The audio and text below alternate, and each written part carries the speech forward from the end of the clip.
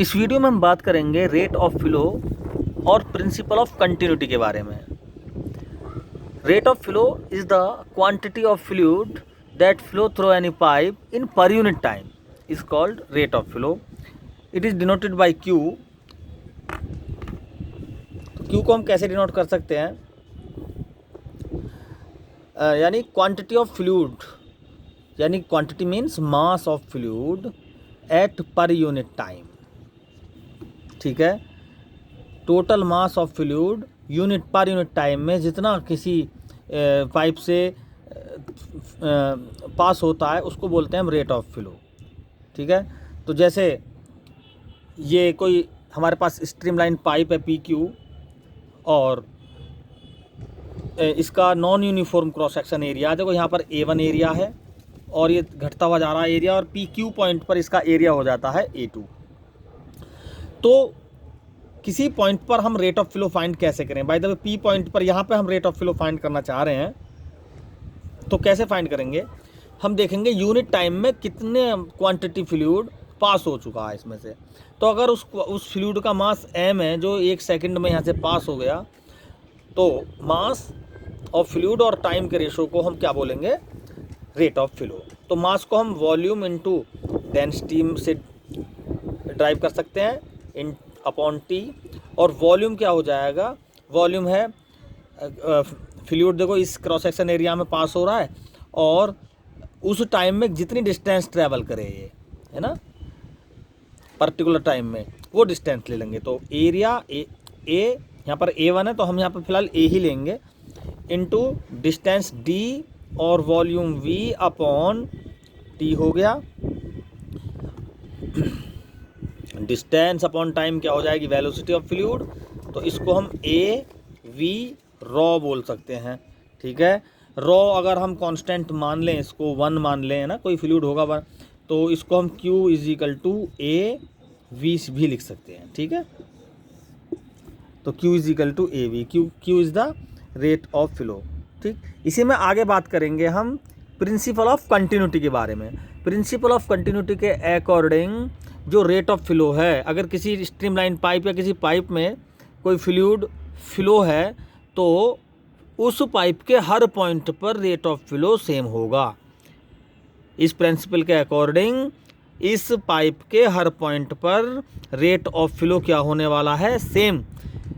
इसे कहते हैं हम प्रिंसिपल ऑफ कंटिन्यूटी। चाहे तो इस पॉइंट को ले लें चाहे इस पॉइंट को, क्यू की वैल्यू हर पॉइंट पर सेम होगी।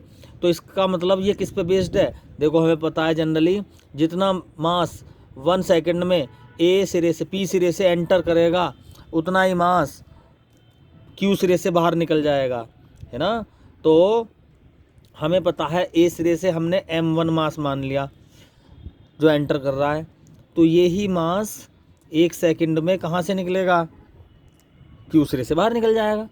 तो M1 को कितना 1 सेकंड में एट पर यूनिट टाइम, यानी M1 अपॉन T, यहाँ पर M2 अपॉन T हम लिखेंगे। ठीक है, M1 को हम उसी में volume into density upon time, और M2 को यहाँ पर वॉल्यूम इनटू डेंसिटी, क्योंकि सेम वॉल्यूम होगा सेम टाइम।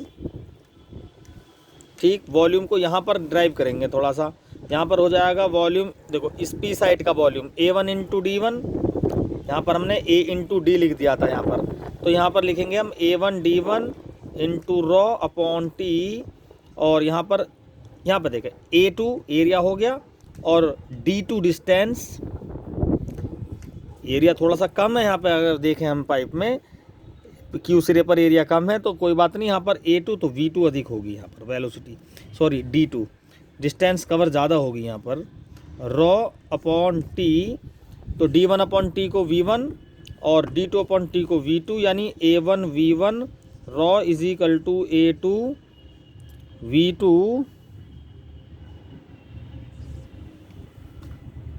रॉ से रॉ कैंसिल हो सकता है यहाँ पे, तो A1 V1 is equal to A2 V2। Velocity A1 area, V1 velocity P सिरे पर, इस सिरे पे, और Q सिरे के लिए A2 एरिया V2 वेलोसिटी। तो इसका मतलब ये हुआ according to principle of continuity, the product of A and V at every point inside the streamline pipe remain constant. AB is equal to constant. इसका मतलब ये हुआ, अगर हम देखें सिग्निफिकेंस करें फिजिकली इसका, तो अगर एरिया अधिक है तो वेलोसिटी कम होगी, एरिया कम है तो वेलोसिटी अधिक होगी। ओवरऑल प्रोडक्ट दोनों का क्या होगा, सेम होगा। इसी वजह से यहाँ पर एरिया अधिक है तो वेलोसिटी कम होगी, या पी क्यू सिरे पर एरिया कम है तो फ्लूइड की वेलोसिटी ज़्यादा होगी। तो अगर हमें फाउंटेन में देखते हैं, फाउंटेन में जो पाइप होता है बहुत छोटा, एक छिद्र की तरह होता है, तो फाउंटेन क्रिएट हो जाता है वहाँ से, यानी पानी की जो स्पीड है वहाँ से निकलने की बहुत ज़्यादा हो जाती है। क्यों? क्योंकि उस कंडीशन में एरिया बहुत कम होता है तो वेलोसिटी बहुत ज़्यादा हो जाती है।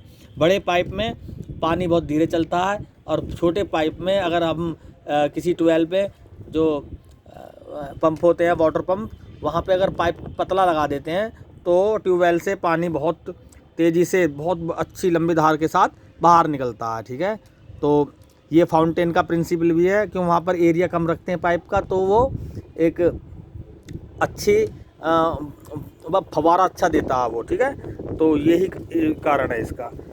Thank you.